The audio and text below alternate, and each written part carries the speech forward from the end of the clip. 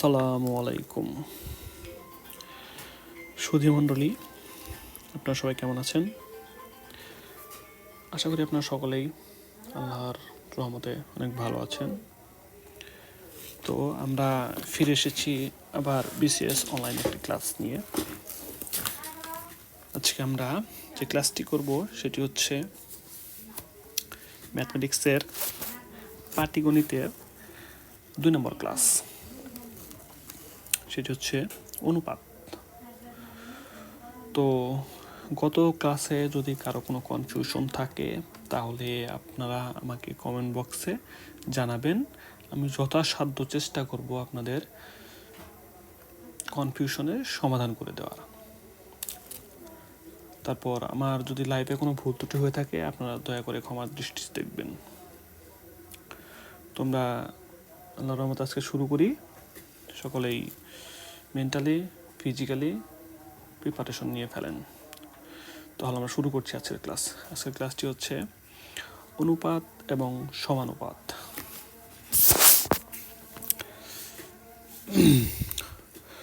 বিষয়টি খুবই ছোট একটি বিষয়। আমাদের বিসিএসের পরীক্ষায় প্রত্যেক বছরেই এই অনুপাত এবং সমানুপাত থেকে কিছু গুরুত্বপূর্ণ কোশ্চেন থাকে। এমন কোনো কোশ্চেন যায়নি, এমন কোনো বছর যায়নি, এমন কোনো বিসিএসের প্রশ্ন যায়নি যেখানে এই অনুপাত এবং সমানুপাত থেকে প্রশ্ন আসে নাই। রিটেন প্লাস হচ্ছে প্রিলিমিনারি সবগুলাতেই হচ্ছে আপনার অনুপাত এবং সমানুপাত থেকে কম্পালসারি কিছু কোশ্চেন আসে। তো সেই সকল কোশ্চেনের ভিত্তিতে আমরা আজকে একটা ক্লাসটি স্টার্ট করব। তো আমাদের প্রথম পর্যায়ে তাহলে আমরা একটি হিংস দেই, সেটা হচ্ছে অনুপাত এবং সমানুপাত। আচ্ছা, এখানে বিষয় কিন্তু দুইটা, একটা হচ্ছে অনুপাত আর একটা হচ্ছে সমানুপাত। তো প্রথমে আমরা জানবো অনুপাত জিনিসটা আসলে কি। অনুপাত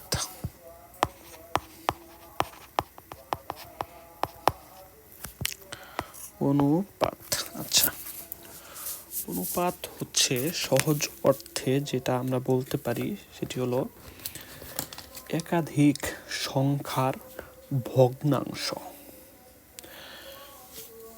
যেমন 2, 3, 4, 5, 6 এভাবে অনেক লেখা যায়। তো এদেরকে আমরা যদি অনুপাতে প্রকাশ করতে যাই, ঠিক আছে, তাহলে আমাদের লিখতে হবে এভাবে 2 অনুপাত 3 অনুপাত 4 অনুপাত 5 অনুপাত 6 এটসেট্রা। আমরা এটাকে ভগ্নাংশ বলছি, তার কারণ হচ্ছে আমাদের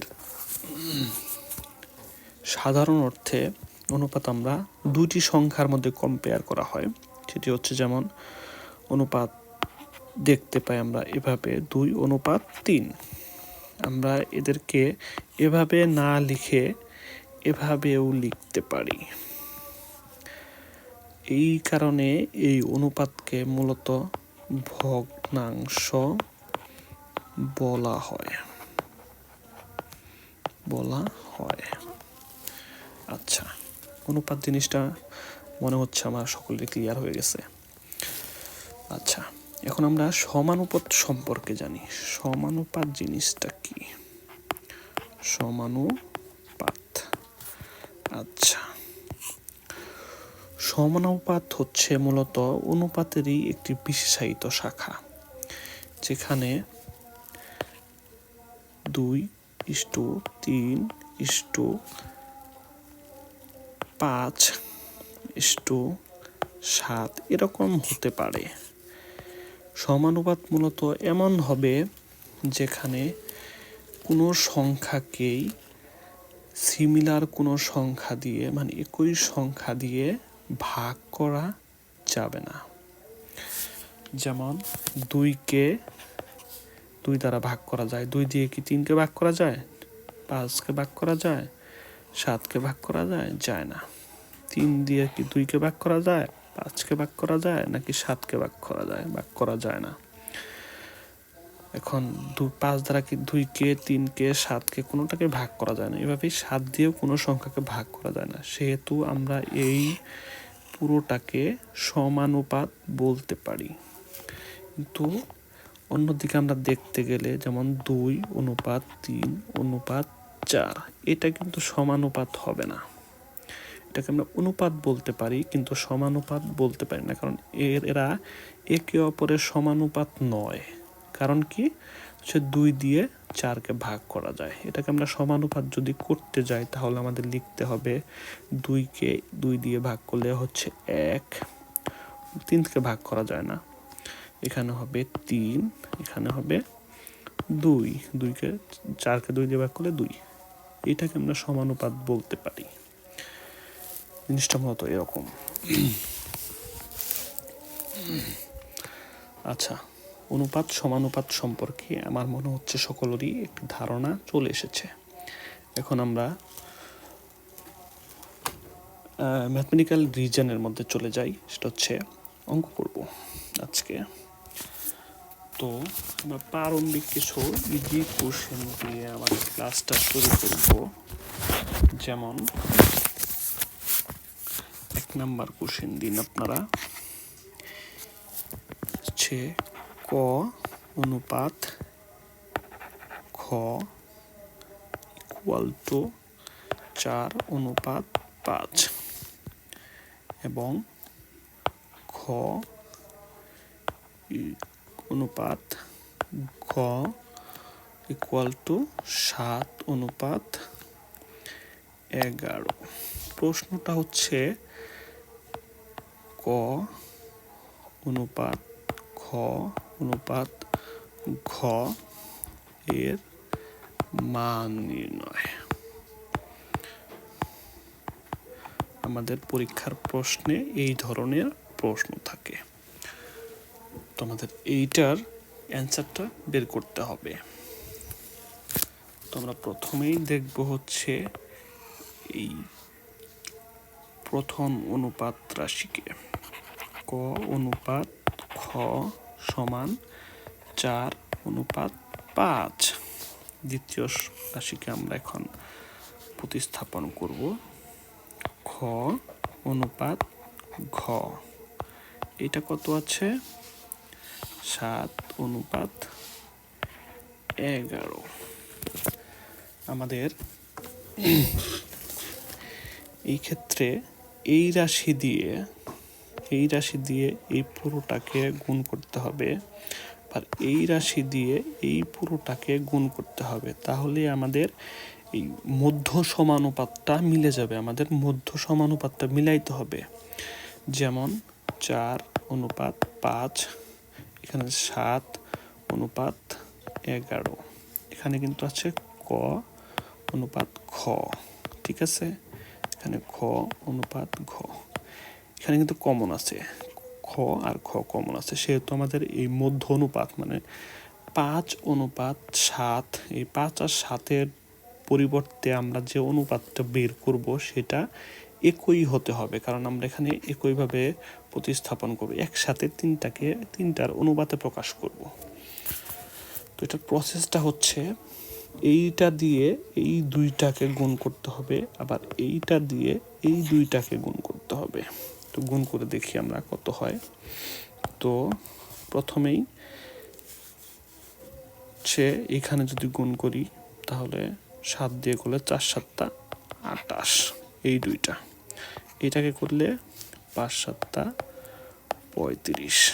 আচ্ছা, এখন 5 দিয়ে করব এই দুইটাকে, 5 দিয়ে করলে কত হয়? 5×7 35 অনুপাত 5×11 55। দেখেন আমাদের কিন্তু মিডল অনুপাতটি মানে মধ্য অনুপাতটি মিলে গেছে, ঠিক আছে? তাহলে আমরা দুইটার জন্য একটা লিখতে পারি। তাহলে আমরা এখন এভাবে লিখতে পারি, কাঙ্ক্ষিত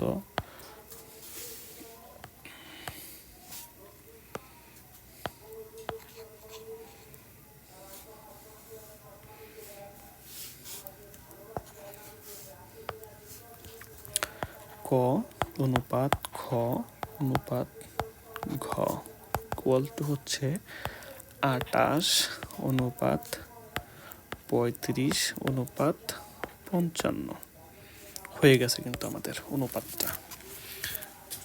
আমরা কি এটাকে সমানুপাত বলতে পারি? না, এটাকে আমরা কিন্তু সমানুপাত বলতে পারি না, কারণ এরা পরস্পরের সমানুপাত নয়। যেমন 55কে 5 দিয়ে ভাগ করা যায়, আবার 35কে 5 দিয়ে ভাগ করা যায়। যেমন 5 × 55, 5 × 7 35, সেহেতু আমরা এটাকে কিন্তু সমানুপাত বলতে পারি না। তো আমাদের কাঙ্ক্ষিত অ্যান্সার পেয়ে গেছি 1 নম্বরের। এখন চলে যাব আমরা দ্বিতীয় কোশ্চেনে।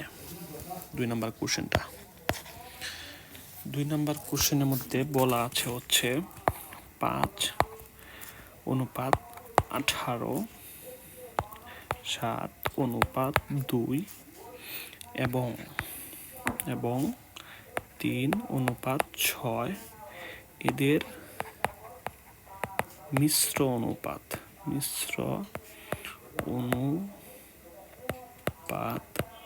বের করো।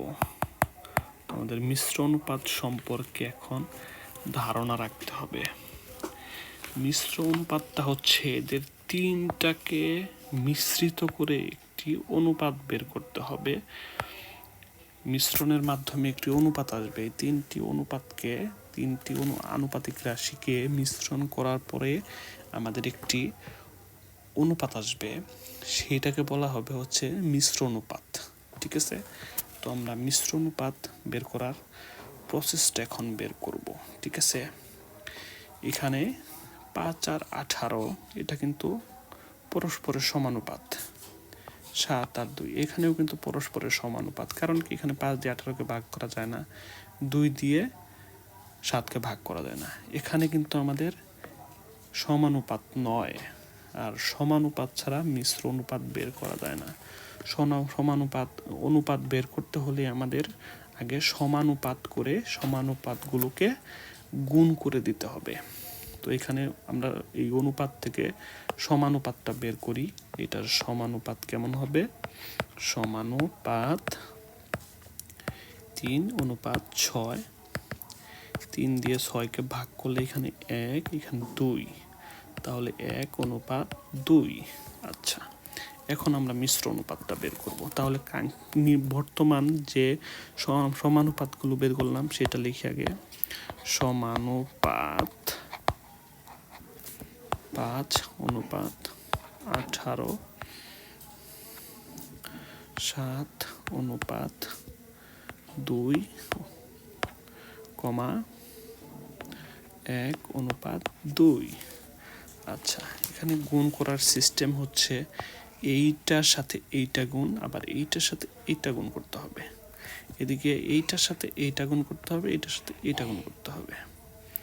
আচ্ছা, তাহলে আমরা চেষ্টা করি কিভাবে করা যায়।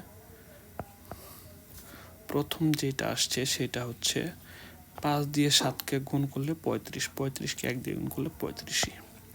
তাহলে প্রথম মিশ্র অনুপাতের রাশি কিন্তু পেয়ে গেছি, সংখ্যা পেয়ে গেছি 35। দ্বিতীয়টা করতে হবে এখন। এটা হচ্ছে 7 অনুপাত 2। 18কে যদি আমরা 4 দিয়ে গুণ করি তাহলেই কিন্তু আমাদের অনুপাতটি চলে আসবে। যেমন 18কে আমরা যদি 2 দিয়ে গুণ করি তাহলে হবে 36। 36কে আমরা 2 দিয়ে যদি গুণ করি তাহলে হবে 72। 7, 2, 72। এই আমাদের মিশ্র অনুপাত। ঠিক আছে, হ্যাঁ ঠিক আছে। এই হচ্ছে আমাদের মিশ্র অনুপাত বের করার টেকনিক। এইটার সাথে এইটা গুণ, এটার সাথে এটা গুণ, এটার সাথে এটা গুণ। প্রথম রাশির সাথে প্রথম রাশি, প্রথম অনুপাতের প্রথম রাশির সাথে দ্বিতীয় অনুপাতের প্রথম রাশি এবং তৃতীয় অনুপাতের প্রথম রাশি, আবার প্রথম অনুপাতের দ্বিতীয় রাশির সাথে দ্বিতীয় অনুপাতের দ্বিতীয় রাশি, তৃতীয় অনুপাতের দ্বিতীয় রাশি। এভাবে গুণ করলেই আমাদের মিশ্র অনুপাতটি চলে আসবে। এটা হচ্ছে মিশ্র অনুপাত। আমাদের মিশ্র অনুপাত করার আগে কি বের করতে হবে?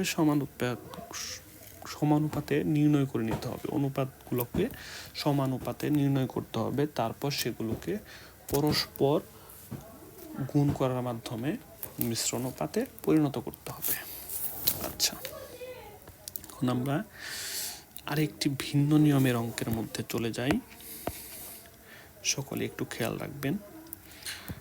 3, 9, 4, এই যে তিনটা সংখ্যা দেয়া আছে বা অঙ্ক দেয়া আছে, এর চতুর্থ সমানুপাতিক কত? সমানুপাতিক কত জিনিসটা আমাদের খেয়াল রাখতে হবে এখানে, ঠিক আছে? এখানে কিন্তু একটা ও হবে, আমার একটু লিখতে মিস্টেক হয়ে গেছে, একটি ও হবে। আচ্ছা, জিনিসটা হবে এরকম, একটু খেয়াল করবেন ভাইয়ারা বোনেরা। সেটা হচ্ছে 3, 9 এবং 4। এখানে এই দুইটা একটি অনুপাত, এখানেও একটি অনুপাত আসবে, সেটা হচ্ছে চতুর্থ সমানুপাতিকটা। এখানে দুইটি সমানুপাতিক দেয়া আছে, এখানে আমাদের চতুর্থ সমানুপাতিকটা বের করতে হবে। আমরা খেয়াল করব যে এটার সাথে এটা কীভাবে মিল করা যায়। যেমন আছে 3 তিরিকে 9, 3-এর সাথে যদি আমরা 3 গুণ করি তাহলে কিন্তু আমাদের 9 আসে। তাহলে 4-এর সাথেও 3 গুণ করব, 4-এর সাথে 3 গুণ করলে কত হয়? 3 4 12। এখানে তাহলে কত হচ্ছে আমাদের? 12। তাহলে চতুর্থ সমানুপাতিকটি কত? চতুর্থ সমানুপাতিক 12। অ্যান্সারটা আমরা পেয়ে গেছিলাম। এটি খুবই ইজি অঙ্ক।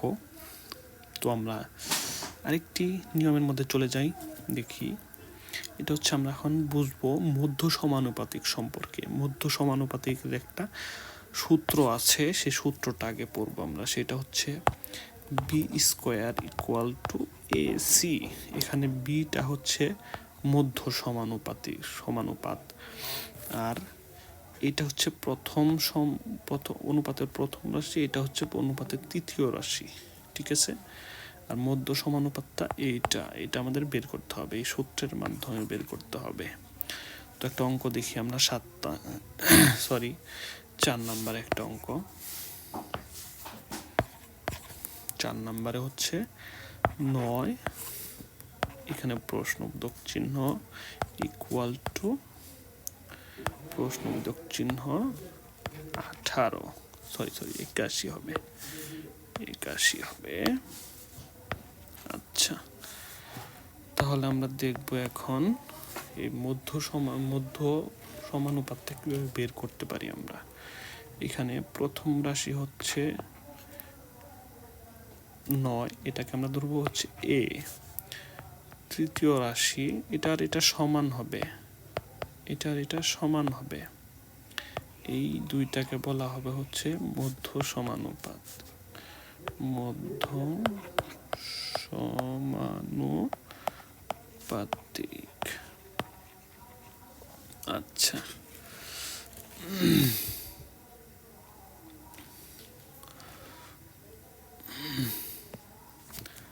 তো আমরা এই দুইটা দুটাই একই সংখ্যা হবে। তাহলে আমরা এটাকে ধরলাম হচ্ছে এ, এটাকে ধরলাম হচ্ছে বি, ঠিক আছে? তো এখন আমরা চেষ্টা করব সূত্রটা প্রথমে লিখব। এটা তাহলে কি হবে? এটা হবে হচ্ছে বি, ঠিক আছে? তো এখন আমরা একটু করার চেষ্টা করি। সূত্রে কি আছে আমাদের? B square equal to A C. আচ্ছা, তাহলে আমরা আগে বি স্কোয়ার যেহেতু আছে রুট ওভার করব, B square equal to root over A C. তাহলে আমরা থার্ড লাইনে কি লিখতে পারি? একটু ক্যালকুলেশনটা সবাই একটু মনোযোগ সহকারে লক্ষ্য করবেন। বি স্কোয়ার আর রুট চলে গেল, এ স্কোয়ার আর রুট চলে গেল, তাহলে এখানে রয়ে গেল কি? Root over A C. আচ্ছা, তাহলে আমরা পরবর্তী অংশটা দেখি, ফোর্থ লাইনটা। বি ইকুয়াল টু হচ্ছে আপনার এসি, এর মান কত ধরেছিলাম? 9, রুট ওভার হবে কিন্তু 9 ইন্টু কত আছে? 81। আমরা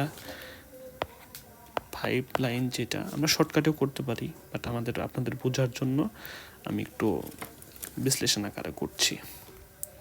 আচ্ছা, বি ইকুয়াল টু হচ্ছে এখানে 9, 3-র উপরে যদি আমরা স্কোয়ার করি, যেমন 3-এর উপর স্কোয়ার করলে আর এখানে 9-এর উপর স্কোয়ার করলে আমাদের কিন্তু রুট উঠে যায়, আমাদের কিন্তু রুট তুলে দিতে হবে। তাহলে বি ইকুয়াল টু কত হয়, এই স্কোয়ারের সাথে এই রুট চলে গেল, এই স্কোয়ারের সাথে রুট চলে গেল। আচ্ছা, তাহলে কি হয়ে গেল আমাদের 3:9 ইকুয়াল টু 27। এই হচ্ছে আমাদের অ্যান্সার। এখানে আমাদের বি এর মানটা বের করতে বলছে, মানে মধ্য সমানুপাত বের করতে বলছে, এটাই হচ্ছে মধ্য সমানুপাত। ঠিক আছে, আচ্ছা এটাও শেষ হয়ে গেল। আমরা পরবর্তীতে একটা অঙ্কর মধ্যে যাব, সেটি হচ্ছে কিছু দিয়ে নাম দিয়ে কিছু অঙ্ক করতে হবে আমাদের এখন 5 নাম্বার। আচ্ছা, সবাই লক্ষ্য রাখবেন, এখানে বলছে হচ্ছে আমরা আগে ডাকটি লিখি, ঠিক আছে, তারপর অঙ্কের মধ্যে যাব। Typing mistake. টিপুর বোনের বয়স,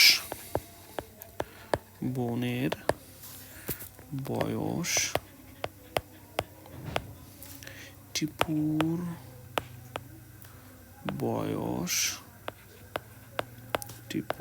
বয়স ও তার বাবার বয়সের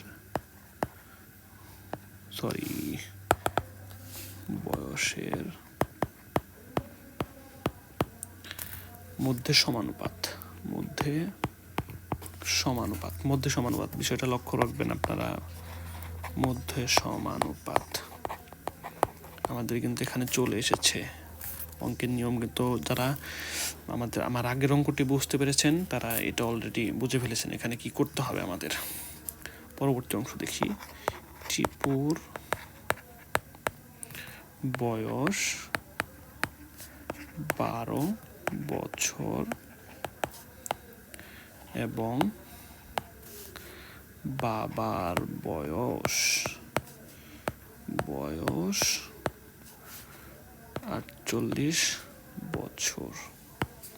আচ্ছা, বের করতে হলে বোনের বয়স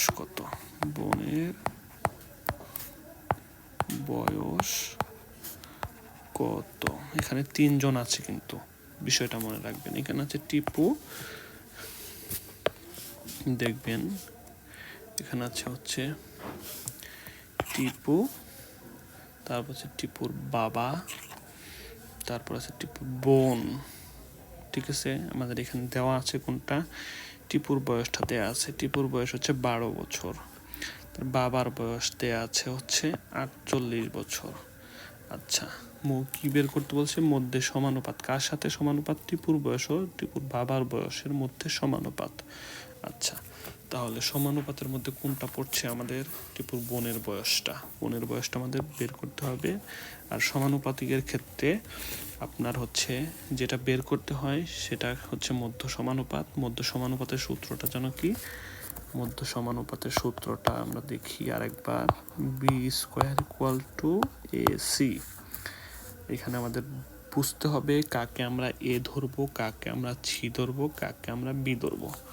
আচ্ছা, এই যেটা দেয়া আছে প্রথম সমানুপাতিক রাশি, সেটা হচ্ছে 12 বছর, এটাকে আমরা এ ধরবো। তারপর আছে হচ্ছে বাবা, তৃতীয় সমানুপাতিক রাশি। মধুরা তো দেয়া নেই, সেহেতু আমরা বলতে পারি না দ্বিতীয় সমানুপাতিক রাশি। আমাদের দ্বিতীয় সমানুপাতিক রাশিটা বের করতে হবে। আচ্ছা, তৃতীয়টা হচ্ছে এটাকে আমরা কি ধরবো? তাহলে সি ধরবো, যেহেতু তৃতীয়। তাহলে আমাদের বের করতে হবে কি?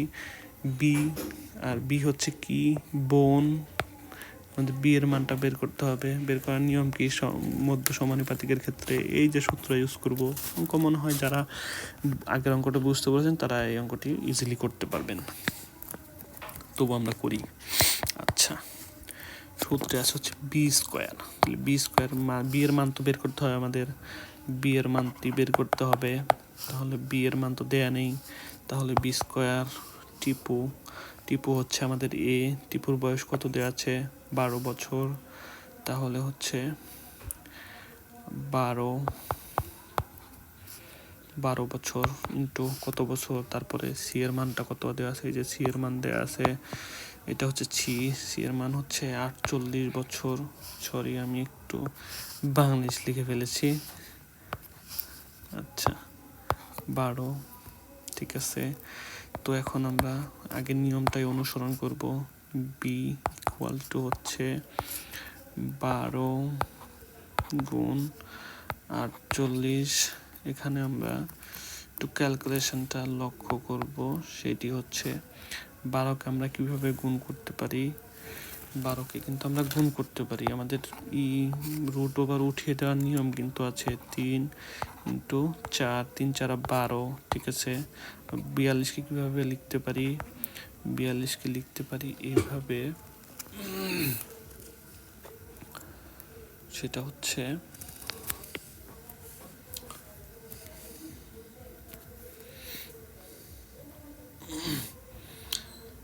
একটু অপেক্ষা করবেন, আমার একটি কল এসেছে,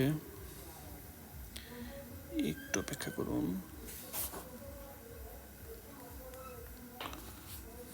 দেরি করে যাচ্ছে, সমস্যা নেই, আমরা করি, আস্তে আস্তে হয়ে যাবে ইনশাল্লাহ।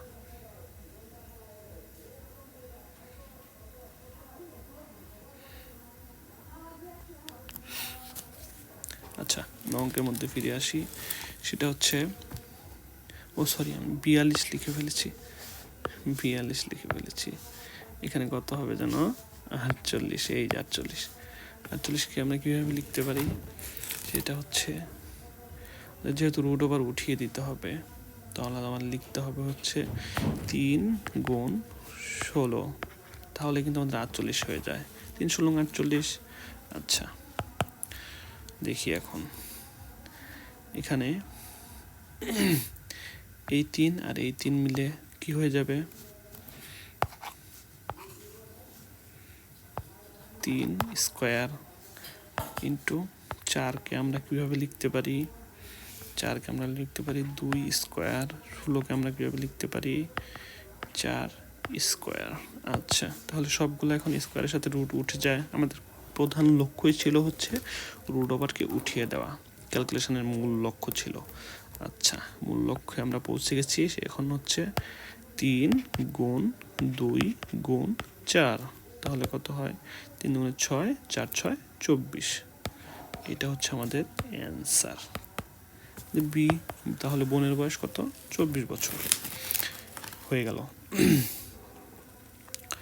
তারপর আমরা একটু অঙ্ক করব, সেটি হচ্ছে একটু ভিন্ন ধারার অঙ্ক, মনে রাখবেন।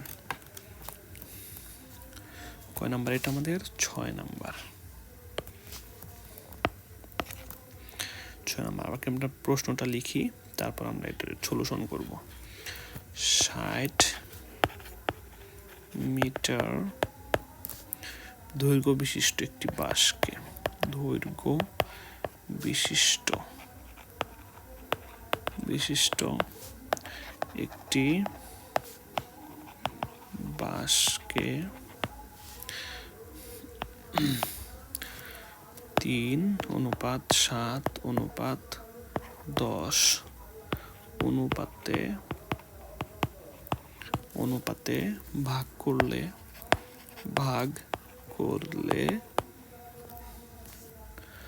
টুকরোগুলোর সাইজ কত হবে, টুকরাগুলোর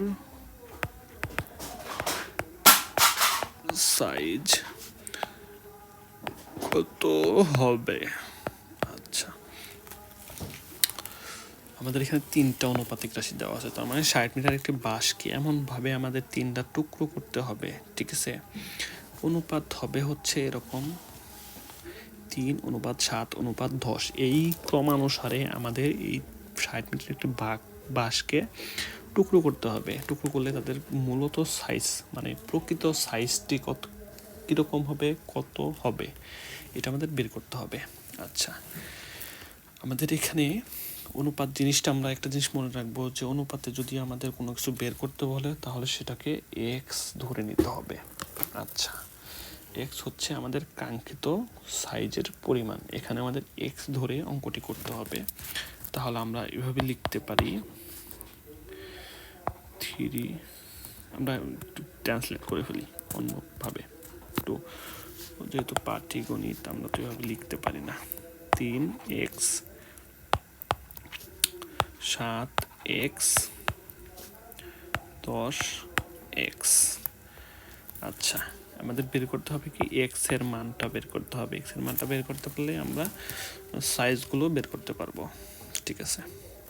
আচ্ছা, যেহেতু অনুপাত দেয়া আছে আমাদের, এই অনুপাতের ক্ষেত্রে এক্স এর নিয়ম হচ্ছে, এক্স বের করার নিয়ম হচ্ছে এরকম যে 3x যোগ 7x যোগ 10x সর্বমোট কত হলো? তাদের সর্বমোট বাঁশের পরিমাণ আছে হচ্ছে 60 মিটার। আচ্ছা, যোগ করলে কত হয়? 10, 27, 30, তাহলে 30x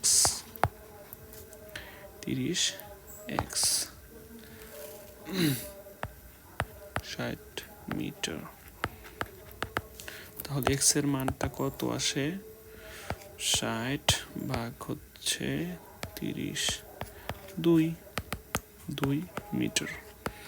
এখন আমরা তিনটি টুকরোর মান, এখানে যে তিনটা টুকরোর মান বের করেছি, এখানে শুধু আমাদের এক্স এর মানটা বসিয়ে দেব, তাহলে আমাদের তিনটা টুকরোর পরিমাণ বা সাইজ বের হয়ে আসবে।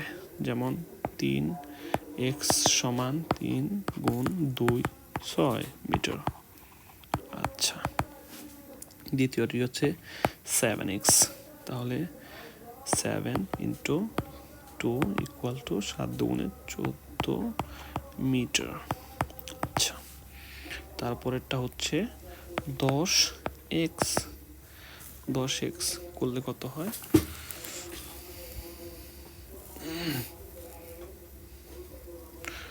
আমাদের এখানে একটু ভুল হয়েছে, আমাদের এখানে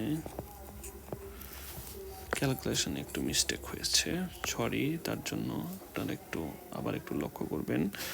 সেটা হচ্ছে যোগে ভুল হয়েছে, 3 আর 7 হচ্ছে 10, 10 আর 10 হচ্ছে 20, এখানে 20x হবে, 20x 60 মিটার, সরি। আর এখানে x এর মানটা হবে হচ্ছে 60 ভাগ 20 সমান 3 মিটার। আচ্ছা, এখন আমরা মান বসাই। 3x ইকুয়াল টু 3 গুণ 3 ইকুয়াল টু 9 মিটার। আচ্ছা, তারপর আছে হচ্ছে 7x equal to 7 into 3 equal to হচ্ছে, আচ্ছা 7 লিখে ফেলেছি, সরি। 7x ইকুয়াল টু 7 গুণ 3 হচ্ছে 3 7 21 মিটার, 21 মিটার। তারপর আছে হচ্ছে 10x ইকুয়াল টু 10 গুণন 3 হচ্ছে 3 10 30 মিটার। দেখেন আমাদের এখানে যোগ করি তাহলে 60 মিটার হবে। আচ্ছা, এই হচ্ছে আমাদের কাঙ্ক্ষিত টুকরোর পরিমাণ। আচ্ছা, এখন আমরা আরেকটু অঙ্কে চলে যাব, সেটা হচ্ছে 7 নাম্বার। আচ্ছা, 7 নাম্বার অঙ্কটা দেখি, সবাই একটু মনোযোগ দিয়ে লক্ষ্য করবেন। আগে ডাকটা লিখি। 7,500 টাকা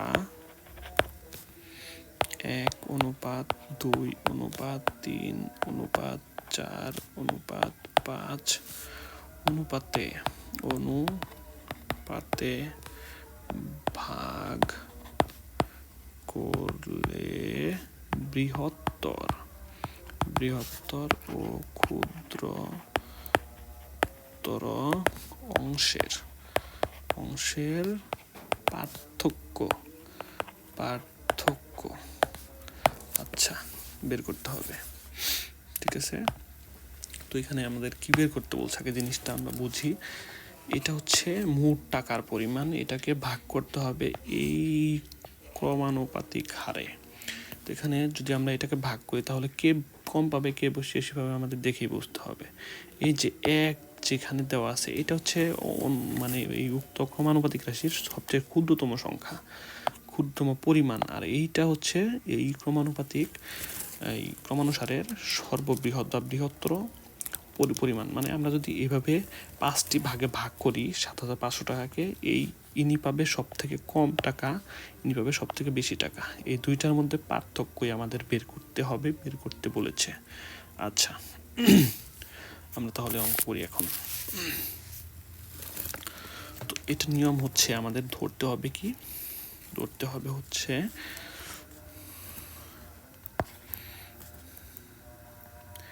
এক্স। ওই যে আমাদের প্রথমেই বুঝে নিলাম না গত অঙ্কে, যে আমাদের বের করতে বললে, আমাদের কোনো পরিমাণ বের করতে বলে সেটাকে এক্স ব্যবহার করে এক্স এর মাধ্যমে তার মান, এক্স এর মানটি বের করে তারপর পরিমাণ বের করতে হবে।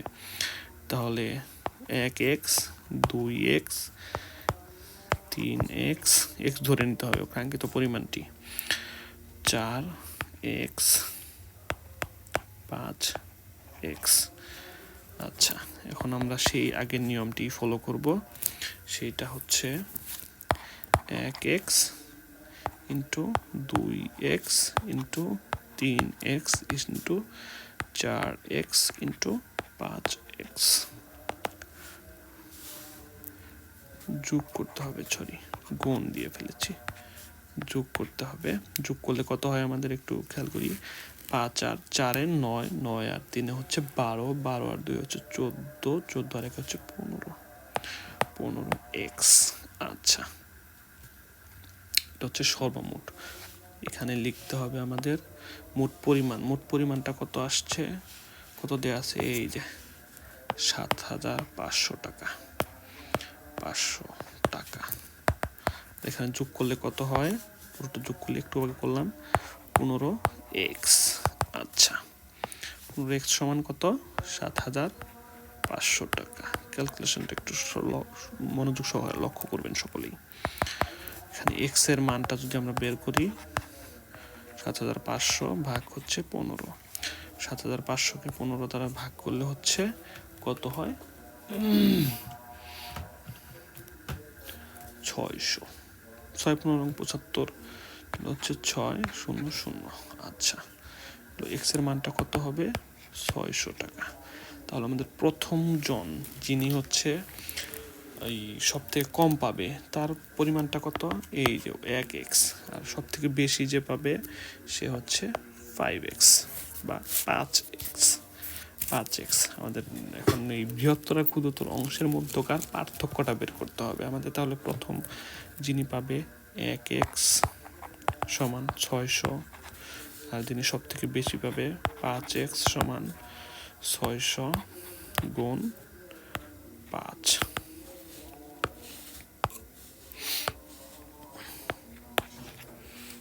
আচ্ছা, 5×6 = 30, তাহলে কত পাবে, 3,000।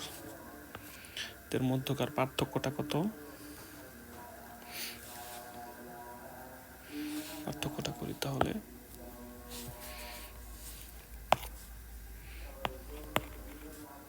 3,000 গুণ হচ্ছে মাইনাস হচ্ছে 600, তাহলে কত হয়, আমরা তো মুখে মুখেই করে নিতে পারি, 2400।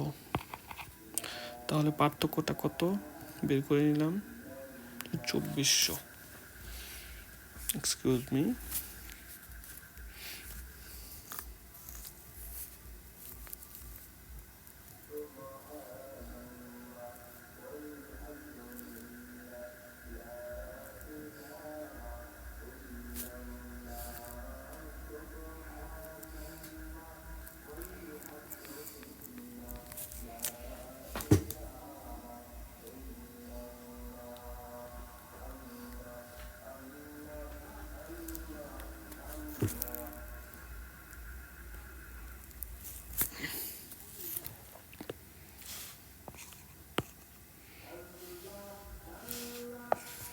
পার্থক্য বের করার নিয়ম হচ্ছে এরকম, যে পার্থক্যটা বের করতে হবে ঠিক এইভাবে, যে এটার অন্য একটি নিয়ম ব্যবহার করতে হবে, অন্য একটি নিয়ম ব্যবহার করি। এটার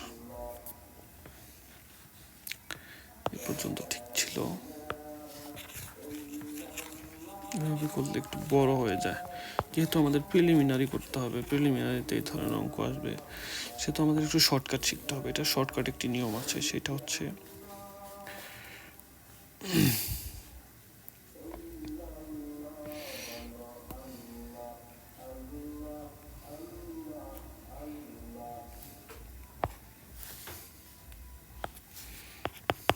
15x সমান টাকা। তাহলে x সমান হচ্ছে 7500 ভাগ হচ্ছে 1/5 500 টাকা। আমরা কিন্তু এভাবেও বের করতে পারতাম, ঠিক আছে? এভাবে করলে একটু বড় হয়ে যায়, ঠিক আছে?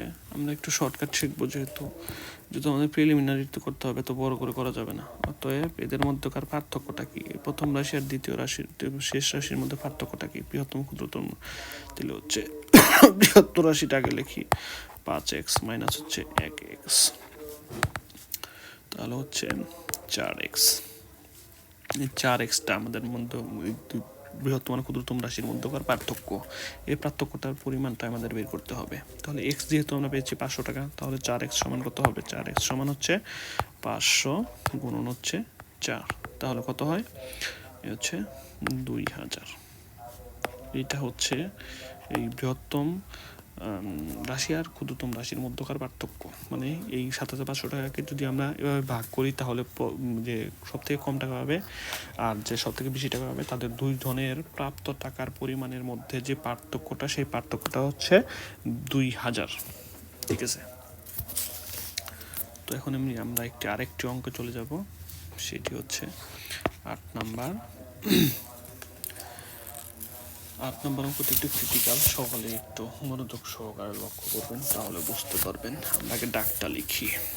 হৃদয়, মাটি ও শাহিনের মধ্যে, হৃদয়, মাটি ও শাহিনের মধ্যে 1260 টাকা এমন ভাবে ভাগ করে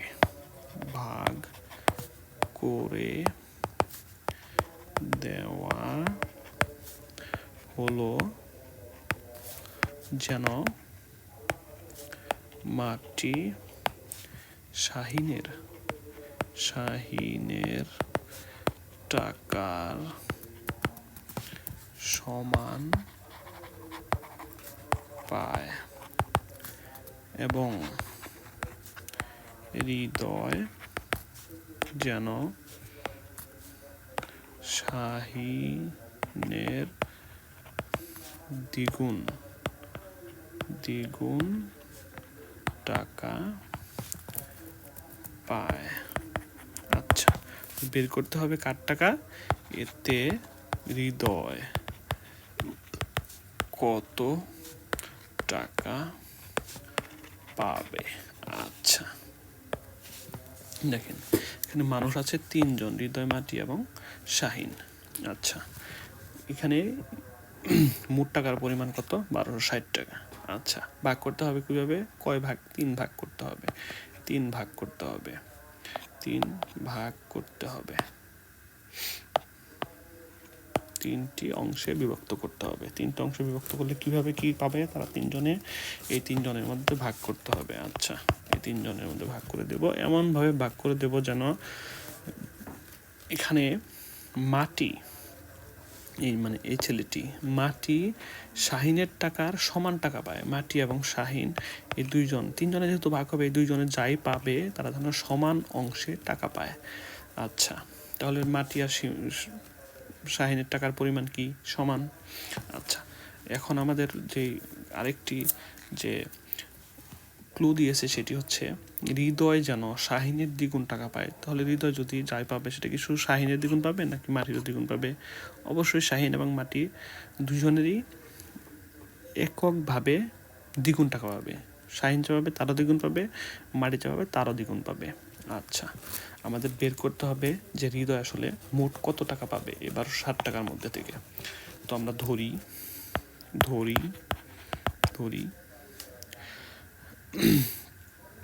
শাহিন পাবে এখানে। তাহলে শাহিনের টাকার পরিমাণ হচ্ছে এক্স ধরলাম, মাটির টাকার পরিমাণ ধরলাম এক্স, যেহেতু শাহিন সমান টাকা, শাহিন মাটির সমান টাকা পাবে। আর হৃদয় কত পাবে? এদের দুজনের দ্বিগুণ পাবে। তাহলে যদি শাহিন যদি এক্স টাকা পায় তাহলে হৃদয় কত পাবে? অবশ্যই 2x, যেহেতু দ্বিগুণ পাবে। আর তাদের তিনজনের টাকার পরিমাণ যদি আমরা যোগ করি তাহলে কি আসবে? তিনজনের টাকার পরিমাণ যোগ করলে কত টাকা আসবে?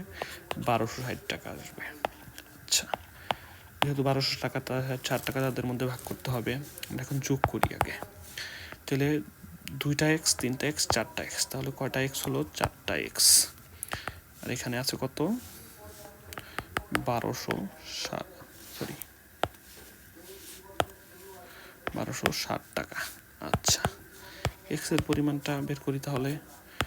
1260 ভাগ হচ্ছে 4, 1260 ভাগকে 60কে 4 দ্বারা ভাগ করলে কত হয়? 3000। আচ্ছা,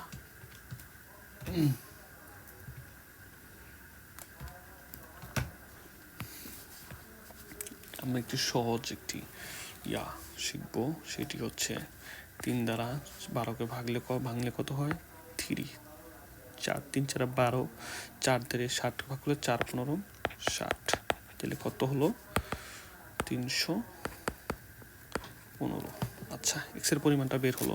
তাহলে আমরা এখন যদি এক্সের পরিমাণ, এক্স টাকা কে পাবে? এক্স টাকা পাবে শাহিন এবং মাটি। তাহলে আমরা হৃদয়ের টাকাটা বের করতে হবে। তাহলে হৃদয় কত পাবে? তাহলে হৃদয়ের টাকাটা আমরা এক্সের ওখানে মান বসিয়ে দেবো শুধু। তাহলে হৃদয় পাবে হচ্ছে 2x সমান 2 × 315। তাহলে কত পাবে? 630 টাকা। 630 টাকা। আচ্ছা, এই তিনটা যোগ করলে কিন্তু এটা এবং যেহেতু শাহিন এত টাকা পাবে, তাহলে মাটিও তো অবশ্যই 315 টাকা পাবে। তিনটা যোগ করে আমরা কিন্তু প্রমাণ করতে পারি মোট হবে কত টাকা? 1260 টাকা হবে। তাহলে এইটা হচ্ছে আমাদের অ্যান্সার। আচ্ছা, পরবর্তীতে আমরা আরেকটু অঙ্কে যাই, সেটা হচ্ছে 9 নাম্বার।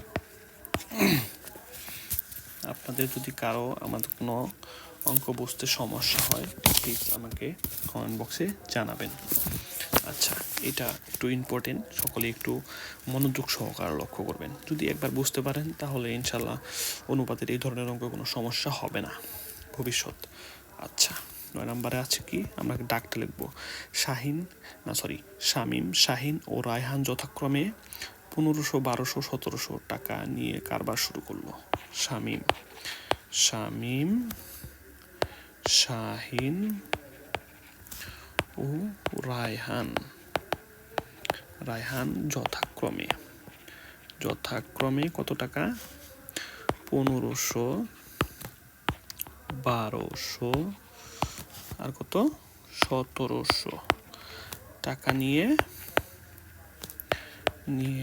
কারবার শুরু করলো। বছর শেষে কারবারে 220 টাকা লোকসান, মানে লস হলো, লোকসান হলো। শামীমের লোকসানের পরিমাণ কত? লোকসানের পরিমাণ কত? আচ্ছা, ব্যবসা করতে গেলে লাভ লস এটা তো হবেই। আর ব্যবসায় মূলত হচ্ছে অংশীদারি ব্যবসায়িক মূলধনের ক্ষেত্রে যে হারে যে অনুপাতে মূলধন নিয়োগ করবে বা ইনভেস্ট করবে সেই অনুসারে লাভ বা লোকসানের ভাগিদার হবে। এখানে যে তিনজনে 1500, 1200 এবং 1700 টাকা নিয়ে কারবার শুরু করছে, বছর শেষে যখন তাদের 220 টাকা লস হয়েছে, তো এখন এই 220 টাকা কিন্তু তারা সমান হারে লস নিবে না। যারা যে হারে যে অনুপাতে ইনভেস্ট করেছিল সেই অনুপাতের ভিত্তিতে তারা এই লসের ভাগিদার হবে। তাহলে আমরা এইটা এখন বের করব। প্রথমেই তাদের তিনজনের ইনভেস্টমেন্টের অনুপাত বের করতে হবে। ইনভেস্টমেন্টের অনুপাতটা কত, ইনভেস্ট করেছে কত 1500, আর কত আছে 1200, আর কত আছে 1700।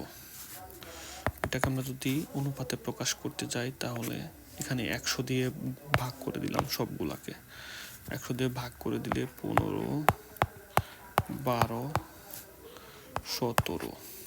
আচ্ছা, তাহলে তারা যদি লোকসান দেয়, লোকসানের পরিমাণটা আমাদের মনে মনে ধরে নিতে হবে 15x যোগ করতে হবে ওই যে সেই আগের নিয়মের অঙ্কই, 12x যোগ হচ্ছে 17x সমান কত হবে 220 টাকা, টাকা হবে টাকা। যোগ করলে আমাদের কত হয়, যোগ একটু বের করি আমরা। 15 আর হচ্ছে 12 যোগ করলে হয় হচ্ছে 27, 27 আর 17 যোগ করলে কত হয়, 27 আর 17 যোগ করলে 44। তাহলে 44x সমান 220 টাকা। x এর মান সহজেই বের করতে পারি। এখন এটা হচ্ছে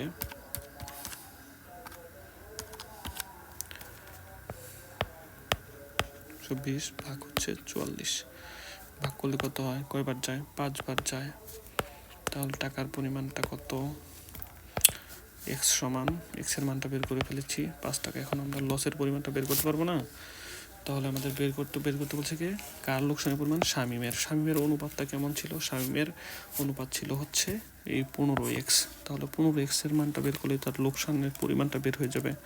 তাহলে 15x সমান 15 গুণ 5, তাহলে কত হয় 5 15 75 টাকা। এটা হচ্ছে তার লোকসানের পরিমাণ বের হয়ে গেল। খুবই সহজ অঙ্ক, একটু মনোযোগ সহকারে লক্ষ্য করলেই বুঝতে পারবেন। আচ্ছা, 10 নাম্বার অঙ্ক চলে যাই আমরা, পরবর্তী অঙ্ক। আচ্ছা, এখানে দুইজনের করতে বলছি, একই টাইপের অঙ্ক, সবাই একটু মনোযোগ সহকারে লক্ষ্য করলেই বুঝতে পারবেন। দুই বন্ধু আরিফ এবং অর্ক যথাক্রমে 1200 টাকা এবং 2000 টাকা মূলধন নিয়ে কারবার শুরু করলো। 1 বছর পর কারবারে 840 টাকা কি হলো, লাভ হলো। আরিফ কত টাকা লাভ পাবে, ওই জায়গা মতোই, ওইখানে লোকসানটা বের করেছিলাম, এখানে লাভটা বের করব। লাভ পাবে, নিয়ম কিন্তু সেই একই, ঠিক আছে। আমাদের প্রথমে এখানে অনুপাতটা বের করে নিতে হবে। এখানে দুইজনের আছে, তাহলে দুইজনের হচ্ছে প্রথম জন দিছে 1200 মানে আরিফ, আর দ্বিতীয় জন মানে অর্ক দিছে হচ্ছে 2000। আমরা এখানে দুজনের অনুপাতটা বের করব। অনুপাত বের করার নিয়মটা কি, এখানে আমরা যদি 100 দিয়ে করি তাহলে একটু বড় হবে, শর্টকাট করতে পারলে আরো ভালো। আমরা ছোট করেই বড় করেই করি, বিশ্লেষণের রূপে করি। যদি 100 দিয়ে ভাগ করি তাহলে হচ্ছে 100 দিয়ে ভাগ করলে হচ্ছে 20, এখানে করলে হচ্ছে 12, তাহলে 12 অনুপাত 20, এই দুইটাকেও ভাগ করা যায়। 4 দিয়ে করলে 3, 4 দিয়ে করলে 5, তাহলে 3 অনুপাত 5। এখন আমরা সেই একই নিয়ম ব্যবহার করব, তাদের আমরা লসের পরিমাণটা, x এর মান বের করব, x এর মান বসিয়ে লসের পরিমাণটা বের করব। তাহলে 3x যোগ 5x সমান কত, সেই লাভের পরিমাণ। 840 টাকা। 840 টাকা বের করলে 3 আর 5 কত? 8x সমান 840 টাকা। এক্সের পরিমাণ কত হয়? এক্সের পরিমাণ হয় হচ্ছে 840 টাকা। 8 একবার আর 5 বার 15, তাহলে এক্স সমান 15। আচ্ছা, এখন আমরা কারটা বের করতে বলছে, কার লাভের পরিমাণ বের করতে বলছে, আরিফের পরিমাণটা বের করতে বলছে। এখানে আরিফ পাবে কোনটা? আরিফ পাবে প্রথমটা, মানে 3x। এটা হচ্ছে আরিফের, তাহলে 3x এর মান বের করি। 3x সমান 3x সমান হচ্ছে 3 গুণ 5,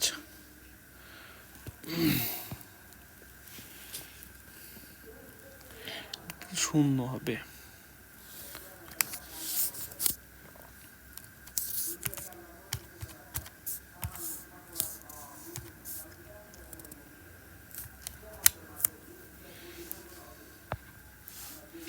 Yeah. 805 হবে। 8 দিয়ে যদি 840কে ভাগ করি, এখানে 805 হবে, 105 হবে।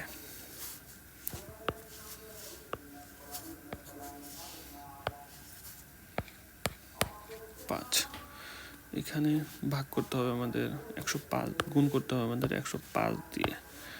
105 দিয়ে গুণ করলে কত হয়? 315 টাকা পাবে।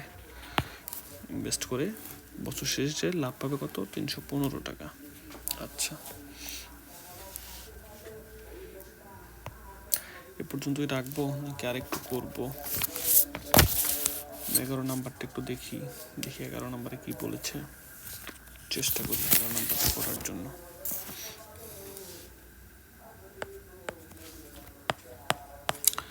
নাম্বারে বলেছে এ বি সি এর মাসিক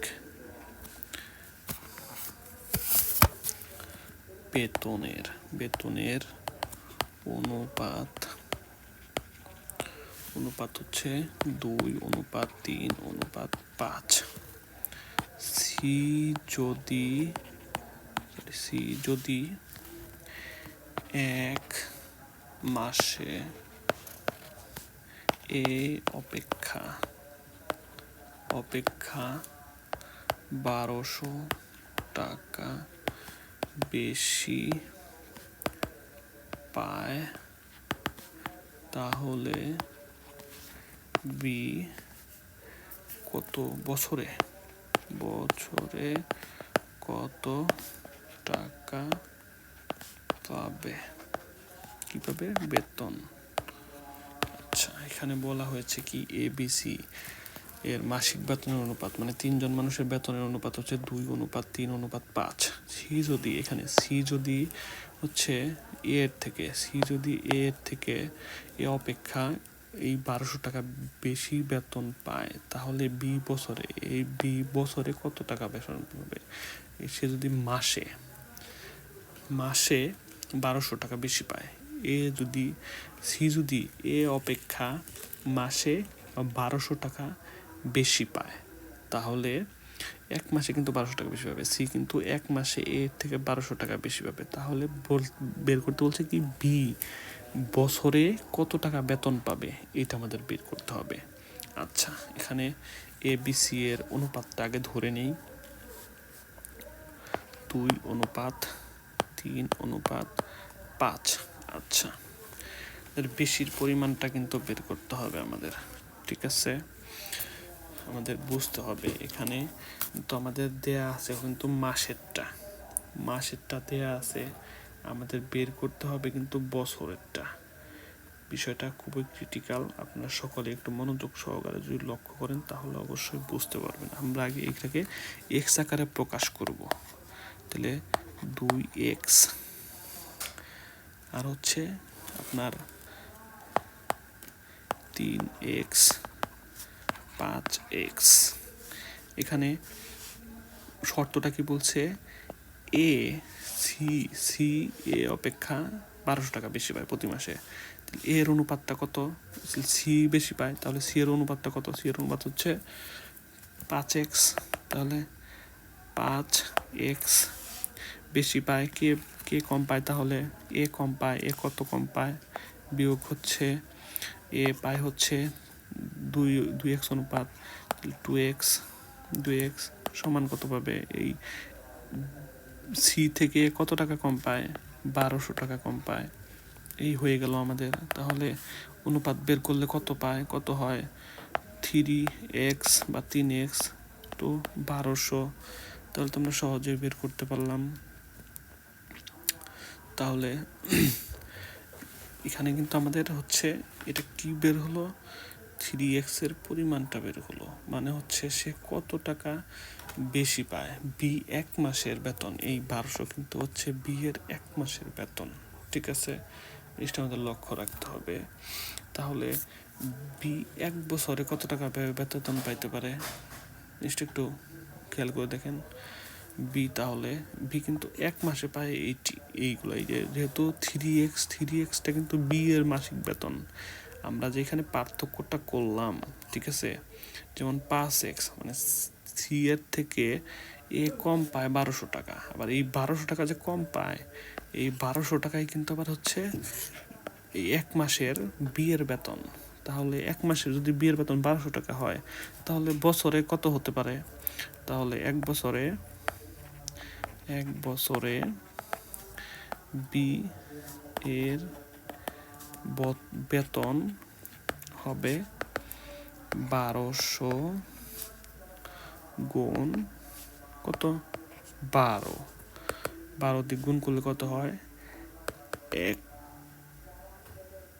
14,400 টাকা। দেখেন, আপনাদের অঙ্ক কোথাও যদি প্রবলেম থাকে আপনাকে কমেন্ট বক্সে প্রশ্ন করবেন, বলে দেবো ইনশাল্লাহ, চেষ্টা করবো বোঝানোর জন্য।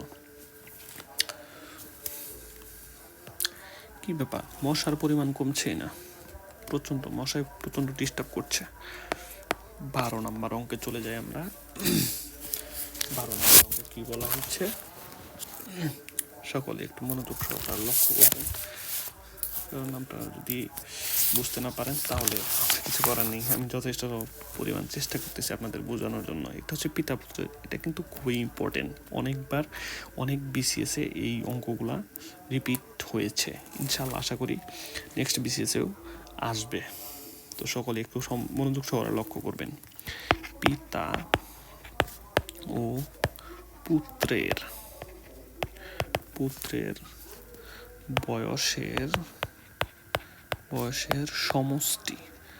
সমষ্টি হচ্ছে 63 বছর। আচ্ছা, এবং তাদের বয়সের অনুপাত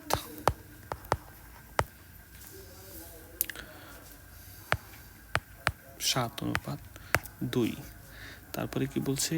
9 বছর পূর্বে তাদের বয়সের অনুপাত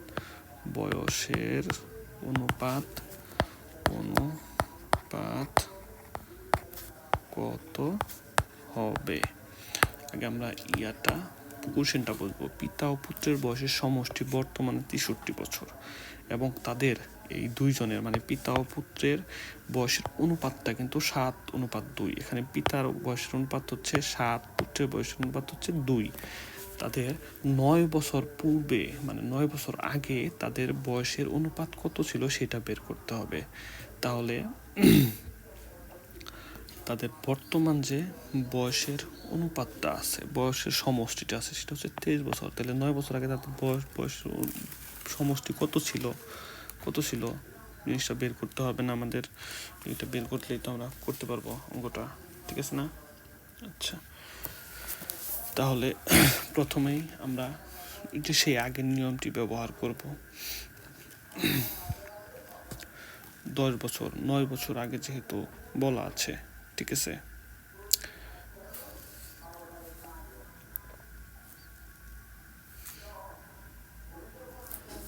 ঠিক 12 নাম্বার করছি না? হ্যাঁ, না একটু ভুল হয়েছে আমাদের। আচ্ছা, ঠিক আছে, সমস্যা নেই, চেষ্টা করি খুবই সহজভাবে। তাহলে আমাদের এখানে পিতা ও পুত্রের অঙ্কগুলো আসলে এমনিতে অনেকবার এসেছে, ঠিক আছে। আপনারা যদি এই জিনিসগুলো মনোযোগ সহকারে লক্ষ্য করেন তাহলে অবশ্যই খুবই সহজে এই অঙ্কগুলো করা যায়। সেটা হচ্ছে আপনার কিন্তু বর্তমান বয়সের সমষ্টি কিন্তু 63 বছর, অনুপাত হচ্ছে 7:2। 9 বছর পূর্বে তাদের বয়সের অনুপাত কত ছিল সেটা বের করতে হবে আমাদের, তাই তো। ইজি একটা আছে, নিয়ম আছে, সেই নিয়মটি আমরা অনুসরণ করব। সেটা হচ্ছে এখানে অনুপাত থেকে আমরা হচ্ছে এক্স এর মানটা বের করব, ওই যে সেই আগের নিয়মই। তাহলে 7x যোগ হচ্ছে 7x যোগ হচ্ছে আমরা এক্স আকারে প্রকাশ করব, অনুপাতকে হচ্ছে এক্স আকারে প্রকাশ করব। সেটা হচ্ছে 7x অনুপাত হচ্ছে 2x। আচ্ছা, সেই আগের নিয়মটি ব্যবহার করব। 7x যোগ হচ্ছে 2x করলে কত হয়? 63 বছর। এই যে তাদের বয়সের সমষ্টি, যেহেতু অনুপাতের সমষ্টি আর বয়সের সমষ্টি যোগ দেখানোর মাধ্যমে আমাদের এক্স এর মান বের করতে হবে। তাহলে আমরা যদি করি তাহলে 7 আর 2 কত? 9x সমান 63, এক্স সমান কত হবে? 7, 7 নং 63। আচ্ছা, এখন আমরা শুধু সহজ ইজিভাবে একটি জিনিস করব, সেটা হচ্ছে এই যে ইয়ের বয়স অনুপাত কত দেয়া আছে? 7 কিন্তু হচ্ছে পিতার বয়সের বর্তমান বয়সের অনুপাত, ঠিক আছে। তাহলে 7 7 49 গুণ করে দেবো, এটার সাথে এইটা গুণ করে দেবো, এটার সাথে এটা গুণ করবো, তাহলে কিন্তু তাদের বর্তমান বয়সটা বের হয়ে আসবে, ঠিক আছে। বর্তমান বয়সটা বের হয়ে আসবে। তাহলে পিতার বর্তমান বয়স কত হবে? 7 গুণ 7, তাহলে কত হবে? 49 বছর। এদিকে আবার হচ্ছে পুত্রের বয়সের কত হবে? 7 গুণ 2, তাহলে 7 দুগুণে 14 বছর। আমরা এখান থেকে বিয়োগ করতে হবে কত? যেহেতু বলছে 9 বছর পূর্বে তাদের বয়সের অনুপাত কত ছিল, তাহলে 9 বছর বাদ দেই, তাহলে কত হয়? 40। আর এখানে কত হয়? 9 বছর বাদ দিলে হয় হচ্ছে 5 বছর। তাহলে অনুপাতটা কত হয়? আমরা এখানে অনুপাত বের করার সময় লিখবো হচ্ছে 40 অনুপাত 5। যেহেতু এখানে কিন্তু সমানুপাতিক হচ্ছে না, অনুপাত হচ্ছে সমানুপাতিক আকারে প্রকাশ করতে গেলে আমরা এখানে 40কে 5 দিয়ে ভাগ করতে পারি। 5 দিয়ে ভাগ করতে গেলে 8, আবার 5কে 5 দিয়ে ভাগ করলে হচ্ছে 1। তাহলে তাদের বর্তমান বয়সের অনুপাতটা কিন্তু আমরা পেয়ে গেছি। এটা হচ্ছে এটা হচ্ছে 9 বছর। 9 বছর পূর্বের এই 9 বছরটা বাদ দিয়েছি, ঠিক আছে। এটা হচ্ছে বর্তমান বয়স দুইজনেরই বর্তমান বয়সটাকে বের করছি। তারপর এখান থেকে পূর্বে বলছে, যেহেতু 9 বছর পূর্বের বয়সের অনুপাত বের করতে বলছে যেহেতু, তাহলে 9 বছরটা বাদ দিয়ে 9 বছর আগের বয়সটা বের করছি। 9 বছর আগে তাদের বয়স কত ছিল সেই বয়স থেকে আমরা অনুপাত আকারে প্রকাশ করেছি। আর অনুপাত আকারে প্রকাশ করার জন্য যদি সমানুপাতিক না হয় তাহলে দুইটাকে কেটে আমাদের সমানুপাতিক আকারে প্রকাশ করতে হয়। এটা হচ্ছে নিয়ম। আচ্ছা, আমরা হচ্ছে এটাও সলভ করে ফেললাম। এখন করব হচ্ছে 13 নাম্বারটা। এটা একটু ইজি করবো, আমি চেষ্টা করি। পিতা ও পুত্রের বয়সের সমষ্টি। পিতা ও পুত্রের বয়সের সমষ্টি হচ্ছে কত বছর? 52 বছর। 5 বছর পূর্বে তাদের 5 বছর পূর্বে তাদের বয়সের অনুপাত ছিল 5:2। আচ্ছা, এখন প্রশ্ন হচ্ছে, এখন পিতার বয়স কত? আচ্ছা, পিতা ও পুত্রের বয়সের সমষ্টি দেয়া আছে, ঠিক আছে। 5 বছর পূর্বের অনুপাতটা দেয়া আছে, ঠিক আছে। এখন বলছে এখন পিতার বয়স কত? এখন পিতার বয়সটা কত এটা আমরা বের করব। আচ্ছা, সেই আগের নিয়মই ব্যবহার করব আমরা। সেটা হচ্ছে এক্স আকারে প্রকাশ করব প্রথমে 5x অনুপাত 2x। আমরা এক্স এর মান বের করার জন্য কীভাবে করব, 5x প্লাস হচ্ছে 2x। যেহেতু এই যে অনুপাত দেওয়া আছে 5 বছর পূর্বেরটা আমাদের বের করতে হবে, কিন্তু বর্তমানটা 5 বছর পূর্বে। আচ্ছা, 5 বছর পূর্বের অনুপাতটা দেওয়া আছে এখানে। আমরা 5 বছর পূর্বের অনুপাতের সাথে এটা তো হচ্ছে এক্স, যদি আমরা গুণ করে দেই তাহলে বর্তমান বয়স পূর্বের বয়সটা হয়ে গেল 5 বছর পূর্বে বলা ছিল, যেহেতু 5 বছর আমরা যোগ করে দেই, এটা হচ্ছে পিতার বয়সের অনুপাত, 5 বছর যোগ করে দিলাম। আবার হচ্ছে পুত্রের বয়সের সাথে 5 বছর যোগ করতে হবে, যেহেতু দুইজনেরই 5 বছর পূর্বের অনুপাত ছিল, এটা বর্তমান বয়সটা আমাদের বের করতে হবে। তাহলে ওর সাথেও যোগ করে দিলাম 5 বছর। তাহলে কত বছর হবে, দুজনের বর্তমান বয়সের সমষ্টি আছে দেওয়া আছে 52 বছর। 52 বছর। এখন আমরা ক্যালকুলেশনটা করব। এটা হচ্ছে 5x প্লাস হচ্ছে 5 প্লাস হচ্ছে 2x প্লাস হচ্ছে 5 সমান 52। আচ্ছা, এখন আমরা একটা জিনিস করি, সেটা হচ্ছে 5 5 10x প্লাস হচ্ছে 5 5 10 হয়ে গেল। কিন্তু সরি 5 আর 5 না, কিন্তু এখানে 5 আর 5 না, সরি, এখানে আছে হচ্ছে 5 আর 2x। 5 আর 2x করলে কত হয়, 5 আর 2x করলে কত হয়, 7x, আর এখানে 10 আর 52 দেয়া আছে। এখন আমরা 7x ইকুয়াল টু 52 বিয়োগ হচ্ছে 7, বিয়োগ করলে কত হয়, 52তে 7 বাদ দিলে কত হয়,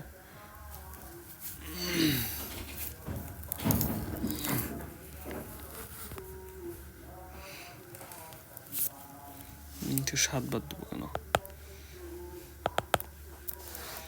এই 10টা বাদ দিব, তাহলে 10 7x equal to 42, x equal to 42/7, 6 7 42, x equal to 6। এটা কি বের হলো, এটা বের হলো x এর মান বের করতে হবে, কিন্তু পিতার বর্তমান বয়স, আমরা কত দূর ধরছিলাম, এইটা হচ্ছে পিতার বর্তমান বয়স,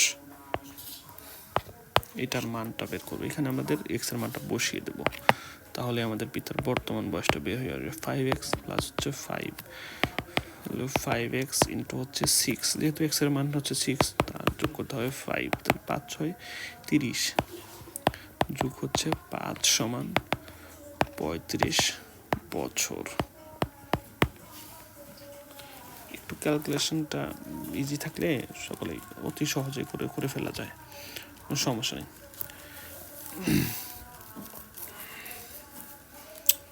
তারপর আমরা একটু ইজি অঙ্ক করব, সেটা হচ্ছে অনেক ক্ষেত্রে অঙ্ক থাকে এরকম যে 450%কে অনুপাতে প্রকাশ করো। অনুপাতে প্রকাশ করার জন্য আমরা আমাদের কি রুলস ফলো করতে হবে, 450 উপরে পার্সেন্টের জন্য 100। আচ্ছা,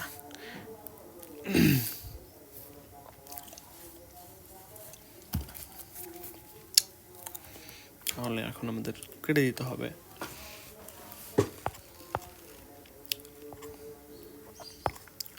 5 দিয়ে কাটলে 2, 5 দিয়ে কাটলে 9, অনুপাতটা কি হবে 9/2, যেহেতু এটা উপর আছে, যেহেতু এটা উপরে হবে, এখানে হবে 9/2, হচ্ছে অনুপাতে প্রকাশ করার নিয়ম।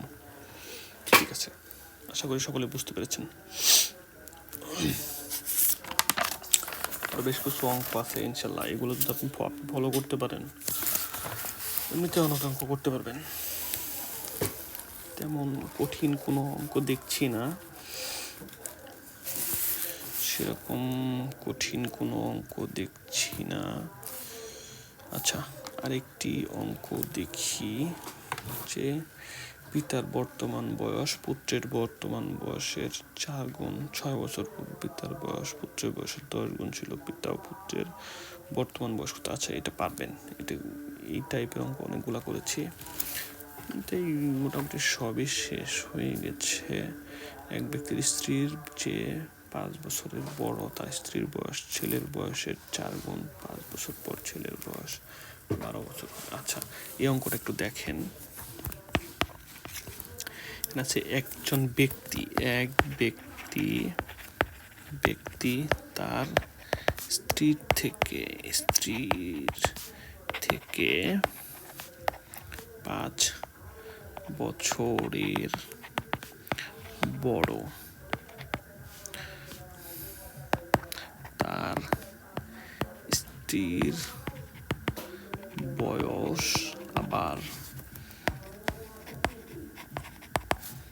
ছেলের বয়সের 4 গুণ। 5 বছর পর ছেলের বয়স 12 বছর হলে বর্তমানে ওই ব্যক্তির বয়স কত? আচ্ছা, এখানে বলা আছে কি একজন ব্যক্তি তার স্ত্রীর থেকে 5 বছরের বড়। তাহলে ব্যক্তি কত? 5 বছরের বড়, কিন্তু স্ত্রীর থেকে। আমাদের স্ত্রীর বয়সটা জানা থাকলে যা থাকবে 4 থেকে 5 বছর যোগ করলে আমাদের ব্যক্তির বয়সটা বের হয়ে আসবে। আচ্ছা, তারপরে রোলসটা কি বলছে? তার স্ত্রীর বয়স তার ছেলের বয়সের 4 গুণ। স্ত্রীর বয়সটা তার ছেলের বয়সের আবার 4 গুণ। ছেলের বয়স থাকলে ছেলের বয়সের সাথে স্ত্রীর বয়স 4 গুণ করে দিলেই আমাদের স্ত্রীর বয়স বের হয়ে আসবে। আবার বলছে কি 4 গুণ, তারপরে কি বলছে একটু আমি কি মিস্টেক করে ফেললাম নাকি বুঝতে পারছি না। 5 বছর, এই যে এখানে 5 বছর হবে।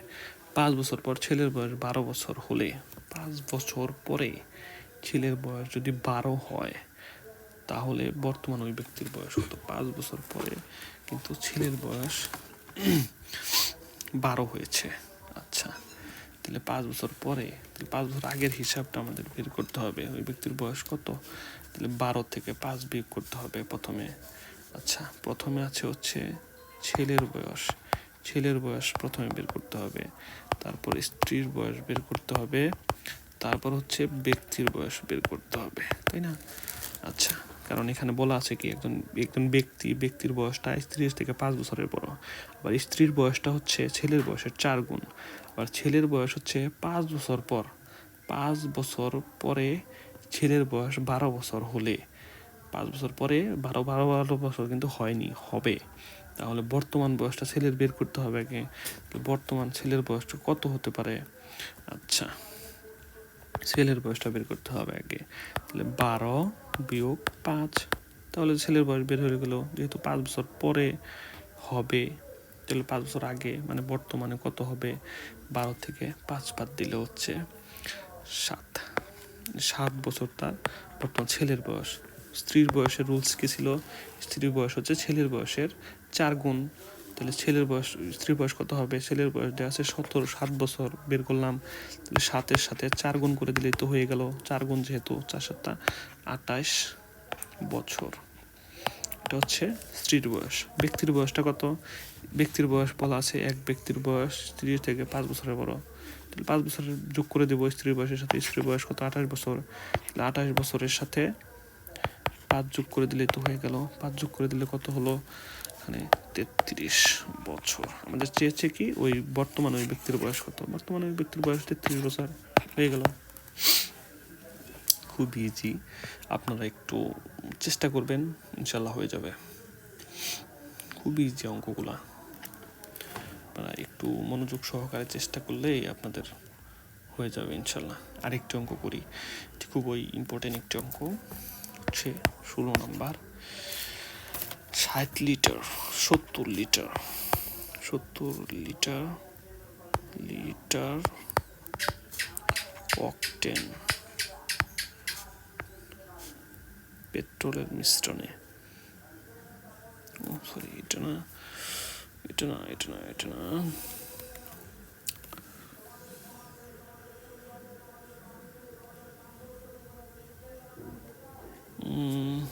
এই যে এটা 7 লিটার হবে।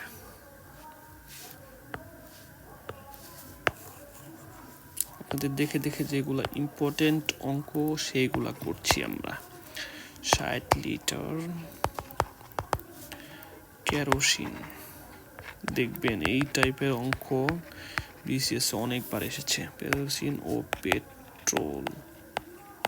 পেট্রোলের যে দাম রে ভাই, পেট্রোলের পরিমাণ যত কম ইউজ করা যায় ততই ভালো। পেট্রোলের মিশ্রণের অনুপাত হচ্ছে 7:3। আচ্ছা, ওই মিশ্রণে আর কত লিটার পেট্রোল মিশালে তাদের অনুপাত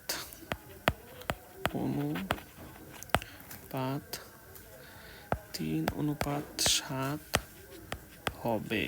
আচ্ছা, বর্তমান কিন্তু একটি অনুপাত দেয়া আছে, যেমন বলছে কি 60 লিটার একটা মিশ্রণ তৈরি করা হয়েছে কেরোসিন আর পেট্রোলের।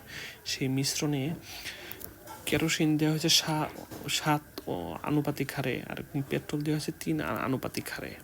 আচ্ছা, এখান থেকে আমাদের বলছে হচ্ছে এই যে মিশ্রণটা, এই মিশ্রণে আর কত লিটার পেট্রোল যদি আমরা মিক্স করি, আর কত লিটার পেট্রোল মিশালে তাদের অনুপাতটা পরিবর্তন হয়ে 3:7 হবে। বর্তমান আছে হচ্ছে 7:3। কত লিটার পেট্রোল মেশালে তাদের অনুপাতটা পরিবর্তন হবে, তাহলে আমাদের বর্তমান পরিমাণটা বের করে নিতে হবে। বর্তমান পরিমাণ বের করার নিয়মটা কি, আমাদের এক্স এর মানটা বের করতে হবে আমাদের সেই আগের নিয়মই। 7x যোগ হচ্ছে 3x সমান মিশ্রণের পরিমাণ দেয়া আছে 60 লিটার। 1 মিনিট, আমার একটু কল এসছে, 1 মিনিট একটু হোল্ড করেন। হ্যালো, হ্যাঁ বাড়িতে আইসন, বাড়িতে আসছেন? হ, কই আপনি? আচ্ছা ঠিক আছে। আচ্ছা, তাহলে আমরা বের করি, অঙ্কে ফিরে আসি। 7 আর 3 যোগ করলে হচ্ছে 10x 60 লিটার। আচ্ছা, এক্স এর মানটা বের করতে হলে সেই সহজ নিয়ম 10 6, তাহলে এক্স এর মানটা কত? 6। আচ্ছা, এখন আমাদের পরিমাণটা বের করে নিতে হবে। পরিমাণটা বের করে ফেলি, তাহলে 7 × 6 পেট্রোলের পরিমাণ। তারপরে বলছে কি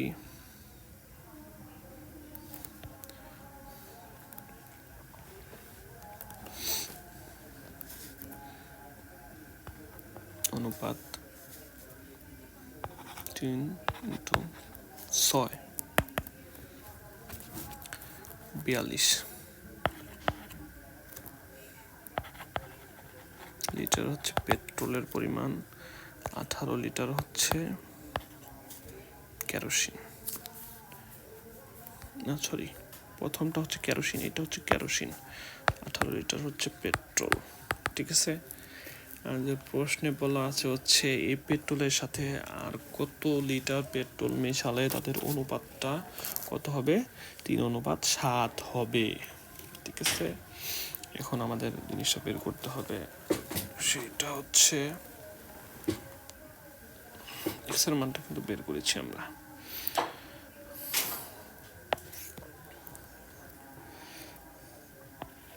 7x হচ্ছে কেরোসিনের পরিমাণ যেমন আছে অমনি থাকবে 3x। এটার সাথে আমরা ধরলাম যে একটা কিছু মিক্সড করলাম,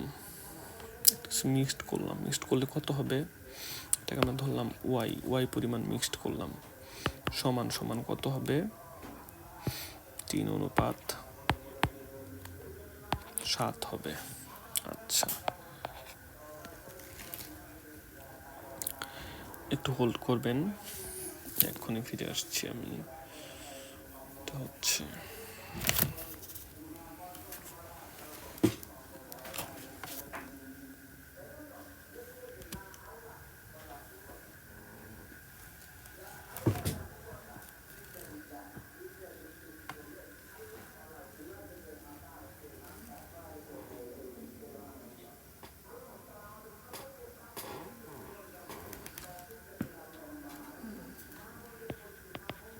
অনুপাত। তাহলে এখন আমরা কিভাবে লিখবো যেন, 7x 10x হচ্ছে y 3:7।